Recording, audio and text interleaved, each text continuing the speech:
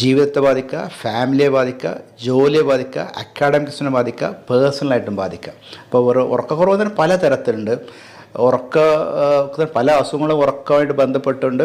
അപ്പോൾ ഒന്നാമത് ഉറക്കം കിട്ടാതിരിക്കുക, കിടന്നാലും ഉറക്കം വരാതിരിക്കുക.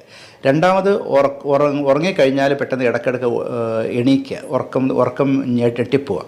പിന്നെ മൂന്നാമത് നേരത്തെ ഉണരുക, പിന്നെ വീണ്ടും ഉറക്കം കിട്ടാതിരിക്കുക. അല്ലെങ്കിൽ ഉറക്കത്തോട് അനുബന്ധിച്ച് ശരീരവേദന, കാലുവേദന, കൈവേദന, കൈകാലിട്ടടിക്കുക, കാല് ഇളക്കിക്കൊണ്ടിരിക്കുക, അല്ലെങ്കിൽ ഒരു ഉറക്കത്തിൽ എണീറ്റ് നടക്കുക, ഉറക്കത്തിൽ സംസാരിക്കുക, കൂടുതലാളെ തൊഴിക്കുക, അല്ലെങ്കിൽ അപൂർവമായിട്ട് ഉറക്കത്തിൽ അപസ്മാരം വരിക. ഇങ്ങനെയുള്ള പല അവസ്ഥകളും ഈ ഉറക്കമായിട്ട് വരും. കൂടുതലായിട്ടും ഈ ഉറക്കത്തിന് പ്രശ്നം വരുന്ന പ്രായമുള്ള ആളുകളിലും, അതുപോലെ തന്നെ മദ്യപാനമുള്ള ആളുകൾ, അതുപോലെ തന്നെ ഈ കൂർക്കം വലി, ഈ ശ്വാസം മുട്ടിന് ചില പ്രത്യേക